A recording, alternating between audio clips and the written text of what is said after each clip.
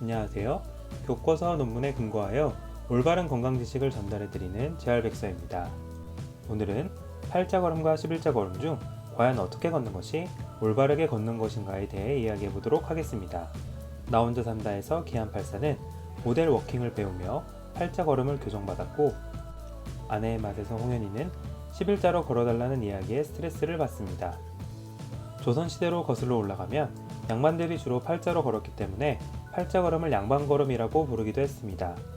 과거에는 양반의 상징이었던 팔자걸음이 왜 교정을 해야 될 대상으로 전락해버린 걸까요? 팔자걸음은 비정상적인 걸음인 것일까요? 많은 유튜버 전문가들은 팔자보다는 11자로 걷는 것이 맞기 때문에 팔자걸음은 교정을 해야 한다고 주장합니다. 그리고 어떤 분들은 11자가 꼭 맞는 걸음은 아니라고 합니다. 과연 팩트는 무엇일까요?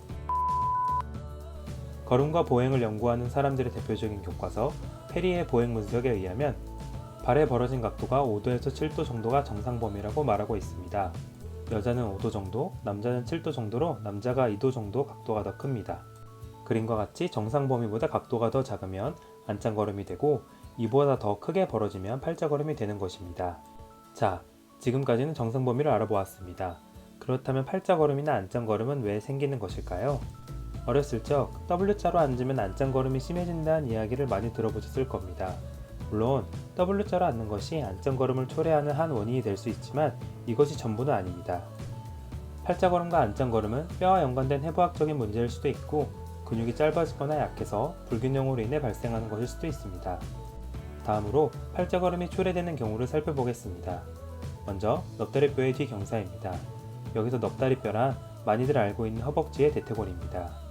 위에서 바라본다고 했을 때 넙다리뼈의 뒤틀린 각도가 정상 범위보다 작아지면 뒤경사라고 하게 되는데, 이때 팔자걸음을 보일 수 있습니다.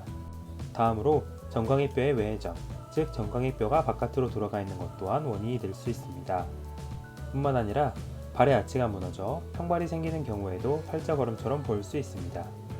다음으로는 안짱걸음이 생기는 원인을 살펴보겠습니다. 앞과와는 반대로 넙다리뼈의 뒤틀린 각도가 정상보다 크면 과도한 앞경사가 생기게 되고, 이때는 안짱걸음을 보일 수 있습니다. 다음으로 정강이뼈의 뇌회전으로 인해 정강이뼈와 발이 안쪽으로 돌아가 있는 것이 원인이 될 수 있습니다. 그리고 발 앞부분이 안쪽으로 휘어져 있는 중족골 내전증이 있을 때도 안짱걸음처럼 보일 수 있습니다. 만약 소아의 경우 비정상적인 걸음을 보인다면 적절한 교정을 받을 수 있으니 전문의의 진료를 보시기 바랍니다. 그리고 놀랍게도 허리와 골반의 위치 관계에 의해서도 팔자걸음 또는 안짱걸음이 생길 수 있습니다. 이 또한 그림으로 쉽게 설명해 드리도록 하겠습니다. 이 그림에서 골반의 전방 경사가 되면 넙다리뼈와 정강이뼈가 뇌회전하게 되고, 발바닥은 안쪽으로 회전하여 안짱걸음 패턴을 보이게 됩니다. 반대로 골반이 후방 경사가 되면 넙다리뼈와 정강이뼈가 외회전하게 되고, 발바닥은 바깥으로 회전하여 팔자걸음을 보일 수 있습니다. 자, 이제 정리해 보도록 하겠습니다. 팔자걸음이나 안짱걸음으로 걷는 분들은 반드시 교정을 해야 할까요? 정상각도인 5도에서 7도로만 걷는 것이 올바른 걷기일까요? 이미 성장기부터 걸음걸이가 고착화되어 적응이 된 경우에는 통증이나 특별히 불편함을 느끼지 않을 수 있습니다.